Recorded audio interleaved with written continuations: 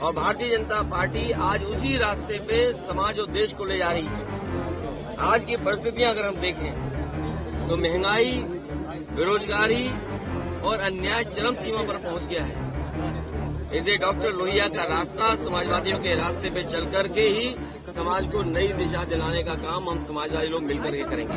चौपट करने का काम, बर्बाद करने का काम अगर किसी ने किया है तो भारतीय जनता पार्टी की सरकार ने किया है। और हम लोग सर्वेंट डिप्टी मिनिस्टर का जवाब नहीं देते हैं, सर्वेंट डिप्टी चीफ मिनिस्टरों का जवाब नहीं देते हैं। और इसलिए नहीं देते हैं कि कोई जिम्मेदार अगर है तो वो मुख्यमंत्री खुद जिम्मेदार है।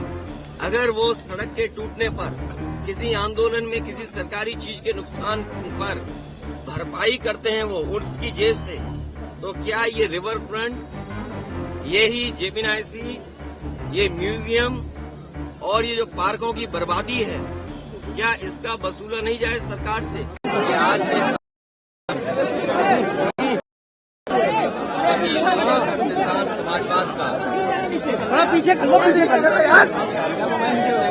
आज भी प्रासंगिक है। देश की और समाज की तमाम समस्याओं का समाधान समाजवादी रास्ते से ही है।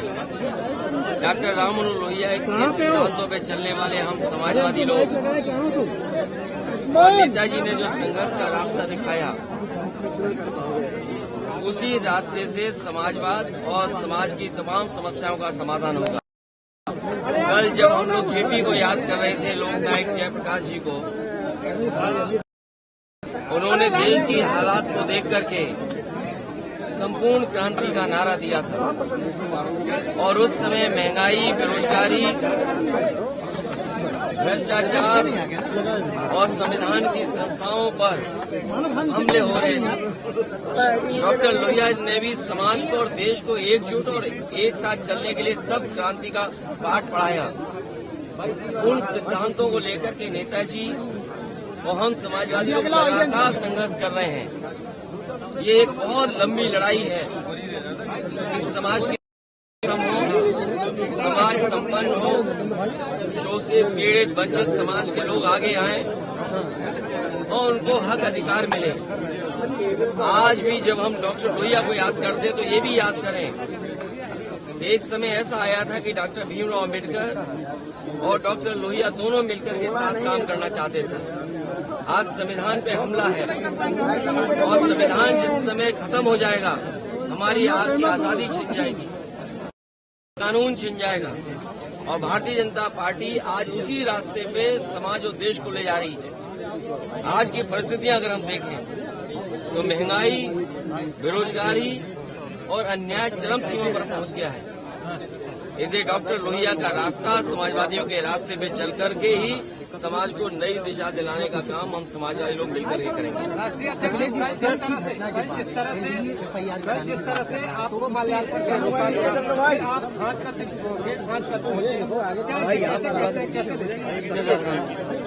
ये तमाम संस्थाएं जहां हम खड़े हैं, डॉक्टर राममनोहर लोहिया जी का पार्क है। और पुराने साथियों को याद होगा कि नेताजी से लेकर के उस समय के समाजवादी लोग यहाँ पर आए थे और इस पार्क का शुरुआत और जेपीएनआईसी का शिलान्यास हुआ था। लोकनायक जयप्रकाश जी का म्यूजियम है, वो समाजवाद का संग्रहालय है। सवाल तो आपको ये पूछना चाहिए सरकार से कि किस कारण वो समाजवादियों का संग्रहालय का पूरा नष्ट कर दिया उन्होंने।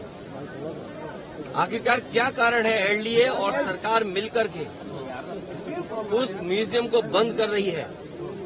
उसमें पूरा का पूरा जीवन जयप्रकाश जी ने जिस तरीके से जिया, हर चीज उनकी वहां कोशिश की है कि उस तरीके से उसको रखी जाए। अखबार इमरजेंसी के टाइम में छपा था जिसमें एडिटोरियल नहीं था। वो थाली बजाने का जो संघर्ष और लोगों को जगाने का काम, जोड़ने का काम किया था, वो भी उस म्यूजियम में है। आखिरकार सरकार क्या छिपा रही है? और फिर अगर उनकी नीयत साफ होती तो इस तरीके से लोकनायक जयप्रकाश जी को पॉलिथीन से नहीं ढकते। ये लोग अपनी नाकामी छिपा रहे हैं, अपना भ्रष्टाचार छिपा रहे हैं। जो अच्छी चीज बनी है उसको खत्म कर दिया, वो छिपा रहे हैं। समाजवादियों ने सपना देखा कि आने वाली पीढ़ी को एक म्यूजियम दें, एक किसी के जीवन के बारे में समझाएं, दिखाएं, जिससे वो कुछ प्रेरणा ले सके। ऐसी संस्था को चौपट करने का काम, बर्बाद करने का काम अगर किसी ने किया है तो भारतीय जनता पार्टी की सरकार ने किया है। और हम लोग सर्वेंट डिप्टी मिनिस्टर का जवाब नहीं देते हैं, सर्वेंट डिप्टी चीफ मिनिस्टरों का जवाब नहीं देते हैं। और इसलिए नहीं देते हैं कि कोई जिम्मेदार अगर है तो वो मुख्यमंत्री खुद जिम्मेदार हैं। अगर वो सड़क के टूटने पर, किसी आंदोलन में किसी सरकारी चीज के नुकसान पर भरपाई करते हैं वो उसकी जेब से, तो क्या ये रिवर फ्रंट, ये ही जेपीएनआईसी, ये म्यूजियम और ये जो पार्कों की बर्बादी है, क्या इसका वसूला नहीं जाए सरकार से? जिस तरह से लगातार जैसे ये सामने चीजें आई उसके बाद तमाम तरह के विरोध शुरू हो गए। आप अगर ये बताते लोहिया पार्क में ना आने देते आज, तो हम और आप कैसे आते? केवल हमने बाउंड्री नहीं चढ़ी या गेट पे हम ही नहीं गए, हम अपने पत्रकार साथियों से कहेंगे कि मैं आपका भी धन्यवाद देता हूँ कि आप भी लांग गए उसको, आप भी छलांग मार गए। अगर एफआईआर हम पे होगी तो तैयार आप भी रहो, एफआईआर आप पर भी होगी। लेकिन एलडीए समझे अपना और सरकार ये समझे कि भ्रष्टाचार छिपा लेंगे इससे। अरे जिनको रख रखाव से लगाव नहीं, पेड़ पौधों से लगाव नहीं, उनसे क्या उम्मीद करोगे? क्या उम्मीद करोगे उनसे? और फिर सरकार कौन है? सरकार कौन है? ये सर्वेंट डिप्टी चीफ मिनिस्टर का जवाब देंगे हम लोग क्या, जिन्होंने अस्पतालों का सत्यानाश कर दिया? आप अभी चलिए लोहिया अस्पताल, अभी चलिए सिविल हॉस्पिटल, अभी चाहिए कैसी अस्पताल में अगर एक भी गरीब का सरकारी अस्पताल में इलाज हो रहा हो तो बता दें। आज मैं जाऊंगा रसूलाबाद, समाजवादियों ने जो सीएससी में लिफ्ट लगाई थी, मैं आज चेक करूंगा कि वो लिफ्ट चलती है कि नहीं चलती है। याद कीजिए सीएससी को लेकर के क्या कहा था सरकार ने। तो इसलिए इनकी बातों में मत आइए, बजट के हिसाब से मत बोलिए। मैं यूट्यूबर्स को और उन तमाम चैनल को बधाई देता हूं जो सच का सच दिखा रहे हैं।